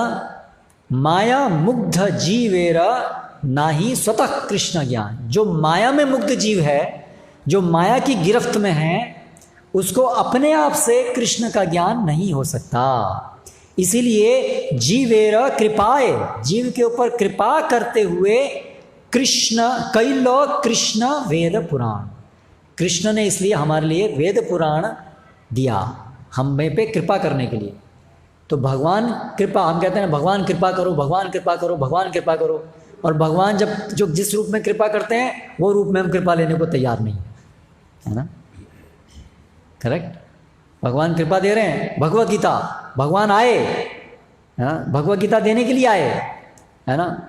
और हम भगवत गीता कितने लोग पढ़ते हैं, कितने लोग जानने का प्रयास करते हैं भगवत गीता को? कोई नहीं ना। मंदिर में जाएंगे, भगवान आपकी कृपा होनी चाहिए, भगवान कृपा। भगवान कह रहे हैं अरे भाई कृपा करने के लिए तो मैंने दिया, अपनी भाषा ये है मेरी कृपा, लो भगवत गीता। वो टाइम नहीं है भगवान हमारे पास पढ़ने, बस कृपा कर दो आप, सस्ता चाहिए सब कुछ। तो ऐसे नहीं चलेगा, भगवान जैसे कृपा दे रहे हैं वैसे समझना पड़ेगा। तो साधु, इसलिए भगवत गीता पढ़ना, ये शास्त्र पढ़ना, सुनना, पढ़ना नहीं दिया, सुनना, पढ़ना सुनना जो भी है जरूरी है। इसलिए सत्संग, इसलिए भक्ति कैसे होती है? शास्त्र पे आधारित भक्ति होती है। भगवान कृष्ण कौन है जानना होगा, नहीं तो फिर आपको चाय पिलाएंगे लाला को। अगर आप जानेंगे नहीं कि भगवान कौन है, आप सोचेंगे कृष्ण मुझे भी चाय अच्छी लगती है, इनको भी अच्छी लगती होगी, तो ऐसे मूर्खता करेंगे हम। तो इसलिए शास्त्र से जानना जरूरी है कि भगवान कौन है, वो चाय पीते हैं कि नहीं पीते हैं, हमें भी पीनी चाहिए कि नहीं चाहिए, हमारे लिए वो क्या कहते हैं, ये सब जानना पड़ेगा ना।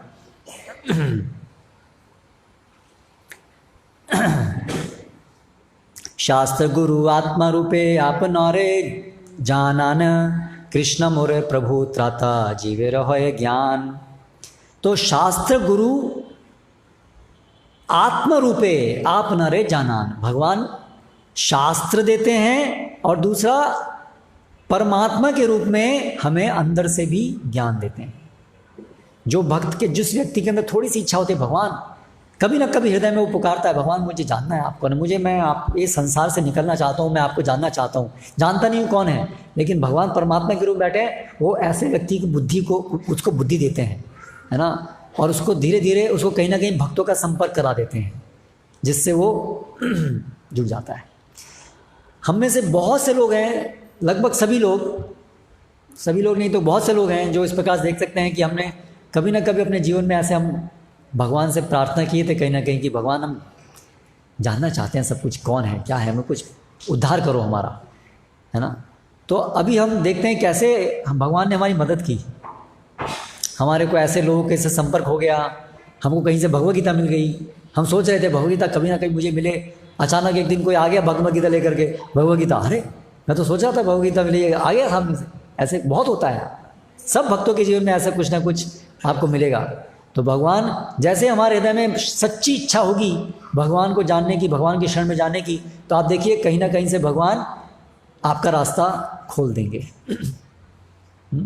क्योंकि भगवान हम सबके हृदय में बैठे हुए हैं, वो तो इंतज़ार कर रहे हैं कब ये मेरी तरफ मुँह मोड़ेगा, कब ये मेरी तरफ आने के लिए कुछ इच्छा करेगा, तो फिर भगवान उसके लिए रास्ता खोल देते हैं। वेद शास्त्र कहे संबंध अभिधेय प्रयोजन, कृष्ण प्राप्य संबंध भक्ति प्राप्तिर साधन। तो वेद शास्त्र में भगवान ने सब कुछ जो ज्ञान दिया है वो 3 भाग में, 3 वर्ग में दिया है, संबंध ज्ञान, अभिधेय और प्रयोजन। कृष्ण प्राप्य संबंध, जो प्राप्त करना है उसके साथ जो हमारा जो वस्तु है वो है कृष्ण, और वो है संबंध ज्ञान का आधार। सब कुछ क्या है, हम सब कुछ का संबंध कृष्ण के साथ क्या है, वो है पहली चीज जो शास्त्र में बताई है, उसको बोलते हैं संबंध। दूसरी है अभिधेय। अभिधेय मतलब जो प्राप्य गंतव्य है कृष्ण, कृष्ण भक्ति, कृष्ण शरण, कृष्ण के चरण, उनकी सेवा, तो वो उसको प्राप्त करने का तरीका क्या है, उसको कहते हैं अभिधेय, रास्ता। एक है गंतव्य, वो है साधन, संबंध, उसको समझना कि गंतव्य क्या है, और गंतव्य तक पहुंचने का रास्ता वो है अभिधेय।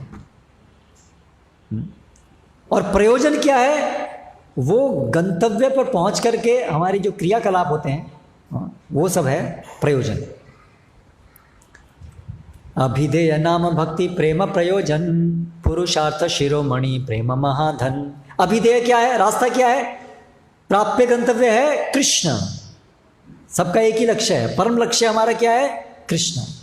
कृष्ण की शरण ग्रहण करना। और उनको प्राप्त करने का तरीका क्या है? भक्ति। और ये है परम पुरुषार्थ, जो सबसे प्रमुख चीज प्राप्त करने की है।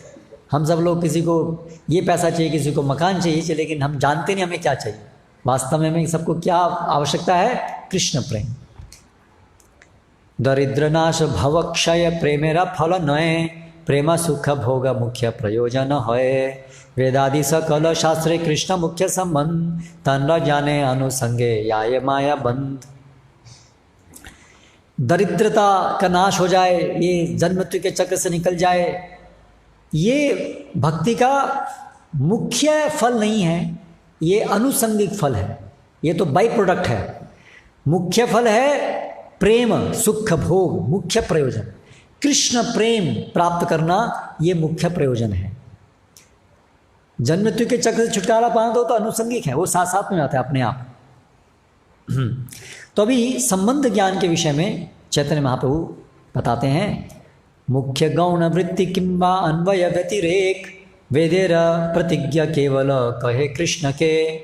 संबंध ज्ञान सभी शास्त्रों का एक ही है, एक ही बात बताइए। संबंध मतलब कृष्ण ही सब कुछ है, बस दिस इज द एसेंस। कृष्णेर स्वरूप अनंत वैभव अपार, चित शक्ति माया शक्ति जीव शक्ति आर।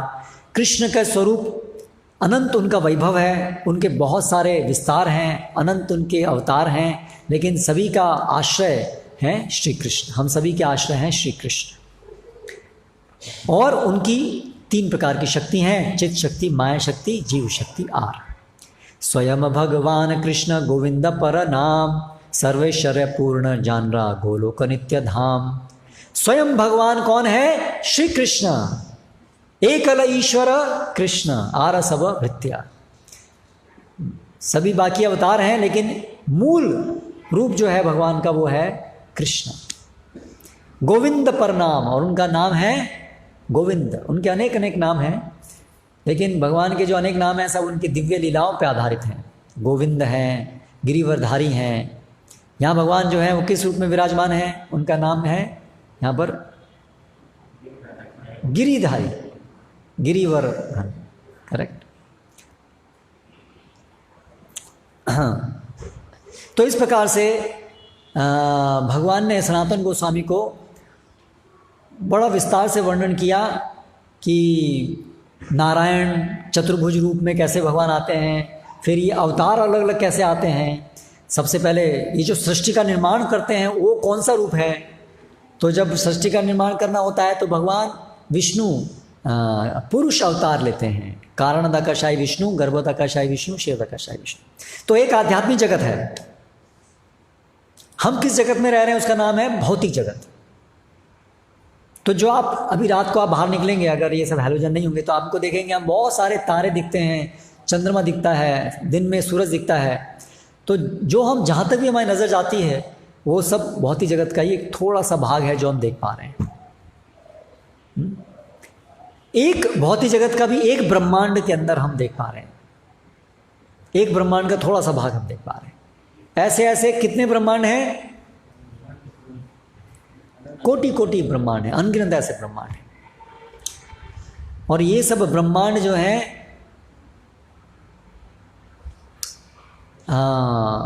बनते हैं और बिगड़ते हैं। लेकिन इस सब ब्रह्मांडों के परे आध्यात्मिक जगत है। ये जो भौतिक जगत है ये एक बहुत छोटा सा भाग है। आप सोचिए, एक ब्रह्मांड, अनेक अनेक ब्रह्मांड मिलाकर के भौतिक जगत जो है वो सब एक बहुत छोटा सा भाग है। आध्यात्मिक जगत असीमित है, ये भौतिक जगत तो सीमित है, आध्यात्मिक जगत असीमित है। और ये भौतिक जगत के अंदर हमेशा अंधकार रहता है, इसलिए इसमें सूरज की जरूरत पड़ती है। हर एक ब्रह्मांड में एक सूरज की जरूरत पड़ती है। लेकिन इसके परे जो आध्यात्मिक जगत है वहाँ हमेशा प्रकाशमान है। वहाँ पर हमेशा से ब्रह्म भगवान के दिव्य शरीर से निकलने वाला प्रकाश, एक ब्रह्म ज्योति बोलते हैं, वो प्रकाश वहाँ रहता है।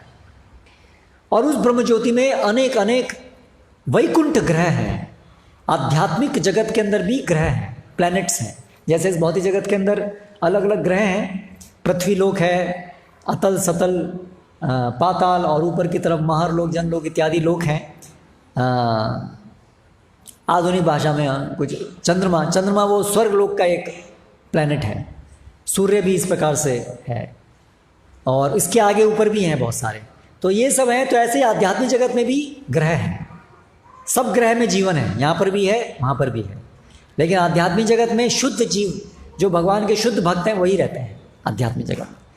तो आध्यात्मिक जगत है तो वहाँ पर जन्म मृत्यु नहीं है, वहाँ हमारा ये भौतिक शरीर नहीं है, लेकिन वहाँ पर हमारा सबका आत्मा अपने दिव्य रूप में है, आध्यात्मिक रूप में। भगवान का भी दिव्य रूप है, हमारा भी नित्य रूप है। अभी वो ढका हुआ है, अभी हमारा कोई ये हड्डी मांस मल मूत्र ऐसा दुर्गंध वाला ये शरीर हमें मिला हुआ है, जिसको हम बड़े सजाने में लगे हुए हैं, हेयर स्टाइल से और नेल पॉलिश से और लिपस्टिक से।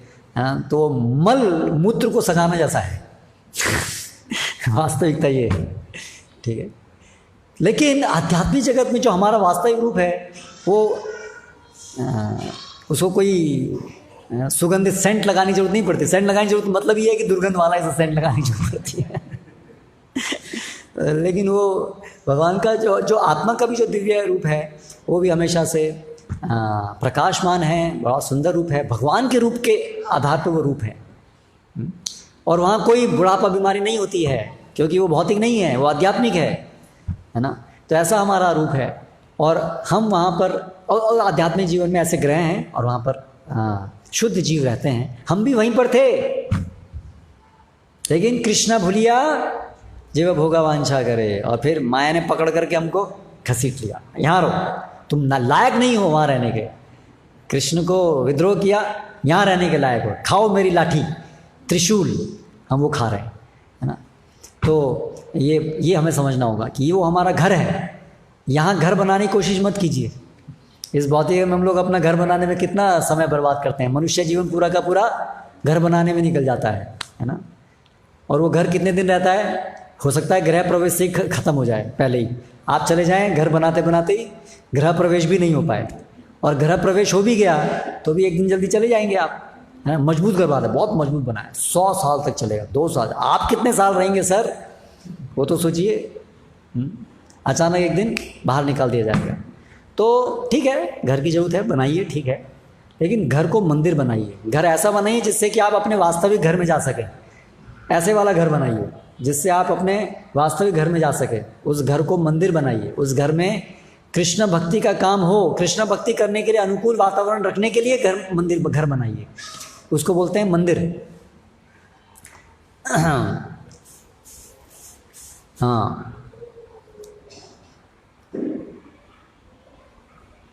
तो स्वांश विस्तारे चतुर्व्यू अवतार गण, स्वांश विभिन्नांश रूपे हय्य विस्तार अनंत वैकुंठ ब्रह्मांडे करे न विहार। भगवान के अनेक अनेक भगवान विस्तार करते हैं। ये भगवान के अंदर एक गुण है, भगवान अपना एक्सपेंशन कर सकते हैं, विस्तार कर सकते हैं। तो हम देखते हैं सौवरी मुनि एक बड़े योगी थे, उन्होंने भी अपना विस्तार किया था। उन्होंने विवाह किया था ना 50 पुत्रियों से, विस्तार किया था 50 पुत्रियों से, और वो अपना विस्तार कर सकते थे 9 रूपों में। लेकिन ऐसा विस्तार नहीं, भगवान विस्तार कर सकते हैं अनंत रूपों में, और अलग अलग उसमें क्रियाएं कर सकते हैं एक ही साथ। तो इसलिए ऐसा भगवान के अंदर गुण होता है। इनको बोलते हैं, अलग अलग प्रकार के विस्तार होते हैं। तो उसमें से एक है स्वांश विस्तार, जो भगवान विष्णु और अलग अलग अवतारों में जो विस्तार करते हैं उनको स्वांश विस्तार बोलते हैं। और जीव भी एक तरीके से भगवान का एक विस्तार है, पर वो है विभिन्न अंश। हम भी भगवान के एक अंश हैं, भगवान की शक्ति हैं, तो शक्ति के रूप के अंश हैं। सूर्य प्रकाश भी एक तरीके से सूरज ही है ना, सूरज का एक कण है। इससे जब सूरज प्रकाश आता है तो हम बोलते हैं सूरज आ गया, क्योंकि प्रकाश भी सूरज का एक तो अंश है। तो इस प्रकार से हम भी भगवान के एक अंश हैं, है ना। लेकिन हम कैसे अंश हैं? भगवान से विभिन्न, भगवान से दूर हुए अंश हैं। हमारी बहुत छोटी सी शक्ति है। अगर भगवान का तुलना एक बड़ी अग्नि से की जाए तो हम उसमें छोटी सी चिंगारी की तरह से हैं। सही विभिन्नांश जीव द्वैत प्रकार, एक नित्य मुक्त एक नित्य संसार। अभी ये जो जीव हैं, जीव जो है वो भी दो प्रकार के हैं। एक है, दो प्रकार के मतलब एक मुक्त है, नित्य मुक्त, और एक नित्य संसार। जो नित्य रूप से इस भौतिक जगत में बद्ध हैं हम लोग, हम सब हैं नित्य बद्ध। और जो आध्यात्मिक जगत में है या जो भी अपनी भगवान की भक्ति में पूरी तरह से शुद्ध हो चुके हैं, उनको बोलते हैं नित्य मुक्त। नित्य बद्ध कृष्ण होते नित्य बहिर्मुख, नित्य संसार भुंजे नरकादि दुख। नित्य बद्ध बंध हैं जो इस संसार में दुख भोग रहे हैं, वो सब नित्य बद्ध हैं। ठीक है। सही दोषे माया पिशाची दंड करे तारे, आध्यात्मिक आदि तापत्रये तारे जारी मारे। तो नित्य बद्ध का क्या गुण है? वो भगवान को भूल गया उस दोष से। माया पिशाची, ये माया की तुलना किससे की है? पिशाची से की है। दंड करे तारे, ये पिशाची हमको दंड दे रही है। माया पिशाची की तरह से है। जैसे पिशाची का गुण क्या होता है? वो किसी के शरीर में प्रवेश कर जाती है और उसका कंट्रोल अपने हाथ में ले लेती है। अभी वो जो बोलता है, उसका जो स्वभाव है वो उसका अपना जीव का स्वभाव नहीं होता है, वो पिशाची का स्वभाव प्रकट होता है ना। आप जानकारी होगी आपको। ऐसे होता है कि एक व्यक्ति है, अचानक ऐसी भाषा बोलने लगता है जो उसने कभी नहीं बोली, बिल्कुल उल्टी सीधी भाषा, गाली गलौज करने लगता है ना। अचानक ऐसे मैंने देखा है, ऐसे हमारे एक रिलेटिव थे, बहुत धार्मिक, 70-80 साल की उम्र, बहुत बीमार हो गए, तो अचानक ऐसे पूरी गाली देने लगे। कभी संभव नहीं है कि स्त्री के लिए गाली देना, और वो भी इतनी धार्मिक, लेकिन पूरा स्वभाव बदल गया, गुस्सा, क्रोध ऐसे। तो वो क्या होता है? पिशाची या भूत अंदर प्रविष्ट होता है और वो कंट्रोल में लेता है। वो आदमी का स्वभाव दब जाता है और वो पिशाचिनी का स्वभाव आता है। तो हम सब ऐसे हैं, हम सबको पिशाची ने पकड़ा हुआ है। नाम क्या है पिशाचिनी का? माया। तो अभी हमारा जो हम बोल रहे हैं, हम स्वभाव में मैं ये हूँ, वो कौन बोल रहा है? पिशाची बोल रही है। क्योंकि हम तो कौन है? हम तो कृष्णदास हैं। तो जब हम मूर्ख, हम झगड़ा कर रहे हैं आपस में, मेरा है तेरा नहीं है, तो वो वाला पिशाची के प्रभाव से ऐसा हो रहा है।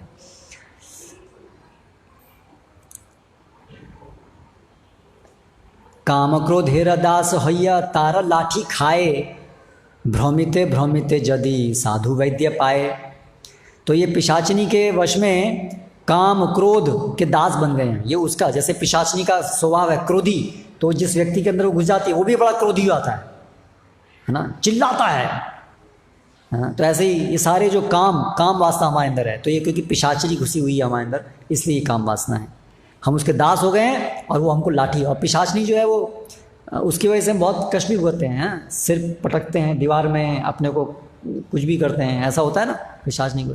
तो ऐसे हम लोग लाठी खा रहे हैं और ऐसे भ्रमित ऐसे भ्रमण कर रहे हैं। कभी अलग अलग योनियों में फिर रहे हैं। ऐसे फिरते फिरते भ्रमित यदि साध्य वैद्य पाए। अभी किसी को पिशाचिनी पकड़ ली है, हम देखते हैं सड़क पे कभी कभी पागल आदमी दिखते हैं, ल्यूनेटिक, तो वो भी यही होता है, उनको कोई भूत पकड़ लिया है। तो ऐसे भ्रमण करते करते एक साधु वैद्य मिल जाए। उसको क्या चाहिए? उसको वैद्य चाहिए। बीमार आदमी को क्या चाहिए? वैद्य चाहिए। तो लेकिन यहाँ पर माया को हटाने के लिए कौन सा वैद्य चाहिए? साधु। ये है वैद्य। इसे साधु क्या है? वैद्य है ना। हम डॉक्टर के पास जाते हैं, डॉक्टर है ना, और कई लोग सोच रहे हैं हम बीमार नहीं हैं, पेंडेमिक अभी ठीक हो गए, हमें सारू छे, कोरोना थयो तो हमें सारू થઈ ગયો છે। पर हम सबको एक बीमारी है जो कभी अभी ठीक नहीं हुई है हमारी। पिशाचनी पड़ी हुई है पीछे हमारे, पागलपन की बीमारी है हम सबको भूल गए हैं कृष्ण को। वो बीमारी तो हम सबको है, डॉक्टर को भी है, बीमार है, पेशेंट को भी है, जितने भी हॉस्पिटल में डॉक्टर उनको भी बीमारी है, सबको है ना। और ये ऐसी अद्भुत बीमारी है कि पता भी नहीं चलता है कि हम बीमार हैं। जो आदमी पागल होता है वो कभी समझता है कि वो पागल है? नहीं, वो कभी नहीं समझता कि वो पागल है। उसको लगता है संसार में सब पागल है, मैं ही ठीक हूँ बस। तो ये बीमारी ऐसी बीमारी है ना। जो कृष्ण भक्त है उसको लोग क्या सोचते हैं, ये पागल है ना। तो सारे पागल खाने में जो सब पागल होते हैं वो एक दूसरे को पागल नहीं सोचते हैं, उनको कहते हैं ये ठीक है। लेकिन अगर वहाँ पर वो जेलर जो है उसको बोलते हैं ये पागल कहाँ से आया, ये पागल खाने में, ये पागल इसके लिए बनाया था, वो सोचते हैं हम तो ठीक है, ये पागल है। तो ऐसे ही जो सब भौतिक जगत के लोग हैं, अगर कोई शुद्ध कृष्ण भक्त उनको मिल जाए तो उनको पागल लगता है। ये पागल लोग क्या सारे दिन मंजीरा हरे कृष्ण करते रहते हैं, बेवकूफ़ लोग, तो उनको पागल दिखते हैं। तो ये उसका वो है, सबूत है कि वो सब पागल हैं। तो तानरा उपदेश मंत्रे पिशाची पलाए, कृष्ण भक्ति पाए तबे कृष्ण निकट जाए। तो ये वैद्य तो एक तरीका है भूत को भगाने का, जो बड़ा कारगर था, अभी धीरे धीरे खत्म हो गया है। मंत्र से भूत भगाया जाता है, मंत्र से सांप का भी वो भगाया जाता है, जहर भी हटाया जाता है, और दूसरा है मंत्र से भूत भी भगाया जाता है। जो जानने वाला है सही से मंत्र से भूत को भगाया जाता है।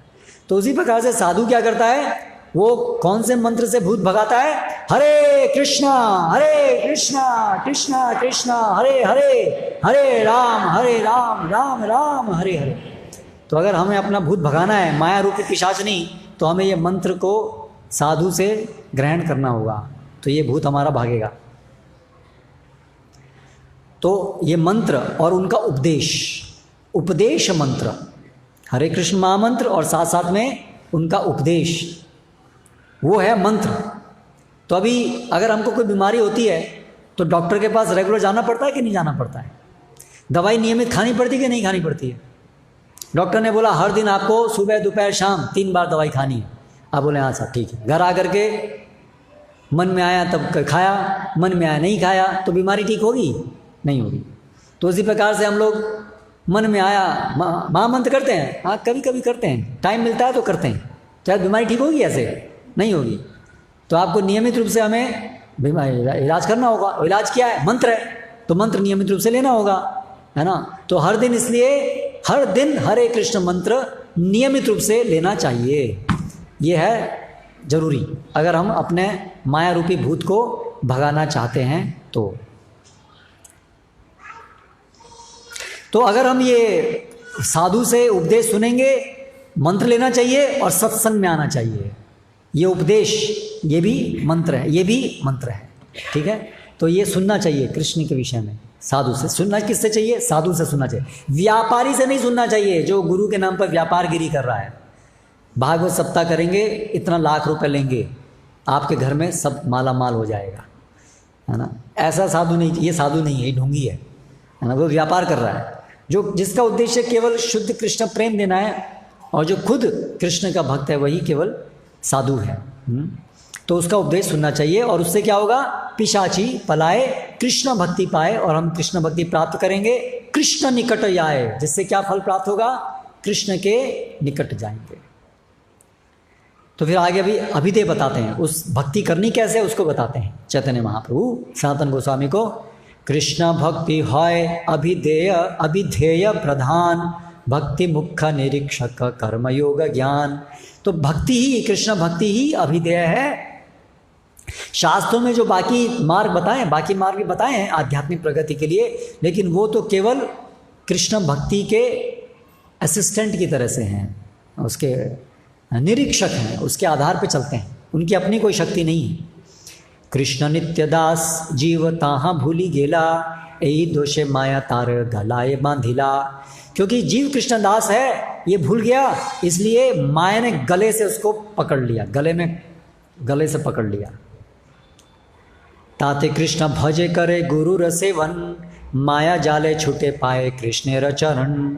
इसलिए कृष्ण को जो भजन करता है गुरु का सेवन करते हुए, भक्ति अपने आप से नहीं होती है, अपने मन गणन ढंग से नहीं होती है। गुरु, साधु, शास्त्र, ये तीनों के आधार पर भक्ति होती है। तो भारत में बहुत सारी भक्ति है, बहुत लोग कृष्ण भक्ति कर रहे हैं, लेकिन गुरु, साधु, शास्त्र के आधार पे नहीं है, मन माने ढंग से है। कृष्णा सीरियल देखने से भक्ति हुई। बहुत लोगों की भक्ति तो कृष्णा सीरियल, महाभारत सीरियल देखने से हुई, वहाँ से हमको भक्ति, तो वो भक्ति शास्त्र आधारित नहीं है, वो गुरु नहीं है। वो शास्त्र को जो बनाने वाले लोग हैं सीरियल, वो गुरु नहीं है, वो तो पैसा कमाने के लिए बनाए। ठीक है, उनके कुछ सेंटिमेंट्स हैं, कुछ कृष्ण भक्ति के विषय में कुछ, लेकिन मेन सेंटिमेंट उनका क्या है? पॉकेट, वो सबसे बड़ा सेंटिमेंट है उनका। पैसा कमाना उनका सबसे बड़ा उद्देश्य है उस फिल्म को बनाने के पीछे, क्योंकि वो फिल्म भी बनाते हैं और सारी और भी फिल्में बनाते हैं जो कि कृष्ण से दूर ले जाते हैं। तो अगर उनका उद्देश्य केवल कृष्ण की तरफ ले जाना होता तो बाकी फिल्म नहीं बनाते, लेकिन बाकी फिल्म तो बनाना उनका मेन काम है। तो इसलिए उनका उद्देश्य नहीं था कि हम कृष्ण भक्ति करें, है ना। तो ऐसे लोगों से कृष्ण भक्ति नहीं मिलेगी, टीवी सीरियल से कृष्ण भक्ति नहीं मिलती है। कृष्ण भक्ति गुरु साधु शास्त्र से मिलती है। चारि वर्णाश्रम यदि कृष्ण नहीं भजे, स्वकर्म करिते से रौरव पड़ी मजे। अगर हम अपना वर्णाश्रम काम कर रहे हैं, भाई हम किसी से झूठ नहीं बोलते, हमें भक्ति की क्या जरूरत है। कई लोग ऐसे हैं ना, हम मंदिर नहीं जाते, हम अपना नेकता से काम करते हैं, झूठ नहीं बोलते हैं, बस गधे की तरह से गधे की तरह से मेहनत करते हैं और ईमानदारी से जीते हैं, भक्ति हमें जरूरत नहीं है। तो सुन लीजिए शास्त्र क्या कहते हैं, जो कितना भी नेक हो, कितना भी ईमानदार हो, अपना काम करते हैं, हम अपना धर्म निभाते हैं, हमने अपने बच्चों के प्रति कर्तव्य निभाया, हमने एक को अमेरिका भेज दिया, सेटल करा दिया, एक को यहाँ भेज दिया, हम बड़े अच्छे पिता हो गए, हमने अपना सब काम किया, बच्ची की शादी करा दी, हमने कोई गलत काम नहीं किया जीवन में। नहीं, आपने अपना काम पूरा नहीं किया, क्योंकि क्या कह रहे हैं चैतन्य महाप्रभु, यदि आप अपना ये सब भौतिक कर्तव्य निभा रहे हैं, स्वकर्म कोरिते, आपने अपना भौतिक जिम्मेदारी निभाया, लेकिन कृष्ण नहीं भजे, लेकिन कृष्ण का भजन नहीं किया, तो क्या होगा? रौरव पड़ी मजे, नरक मिलेगा। मत सोचिए आपने नेक कर्म कर लिया बहुत हो गया, अगर कृष्ण भक्ति नहीं की तो पुण्य कर्म, तथाकथित पुण्य कर्म भी पुण्य नहीं है यदि कृष्ण की अवहेलना करें। अरे कृष्ण कृष्ण कोई नहीं, हम अपना काम बस नेकता से करते हैं, हमारे लिए वही भगवान है। कितने लोग बोलते हैं ना, कर्म ही भगवान है हमारे, हम कोई मंदिर नहीं है, मंदिर में तो ना भगवान है, कर्म ही पूजा है, मिलेगा नरक जाओ। बहुत से लोग बोलते हैं ना कर्म ही पूजा है। हम कोई भगवान में विश्वास नहीं रखते, कर्म में विश्वास रखते हैं, मिलेगा नरक। क्योंकि भगवान की जो अवहेलना करता है वो सबसे बड़ा पाप करता है। तो कर्म करना है, लेकिन भगवान को नकारते हुए कर्म नहीं करना है। कर्म का उद्देश्य भगवान को प्रसन्न करना होना चाहिए, ना कि भगवान को नकारना, है ना। देखिए कितनी सुंदर सुंदर शिक्षाएं हैं चैतन्य चैतामृत में, बड़ी सरल भाषा में, संस्कृत नहीं है, बड़ी सरल भाषा है ना। तो पढ़िए चैतन्य चैतामृत, है हमारे पास, गुजराती में भी है, सब भाषा में। कितने लोगों के पास चैतन्य चैतामृत है? 10% लोगों के पास। तो देखिए अभी 2 दिन आप ये 4-5 दिन कथा सुनेंगे। 18 तारीख को गौर पूर्णिमा है, तो आप सुनते जाइए और देखिए आपका मन चैतन्य महाप्रभु की शिक्षाओं को सुनने के लिए बनेगा। और फिर आप चैतन्य चैतामृत खरीदिए और उसको नियमित पढ़िए, है ना।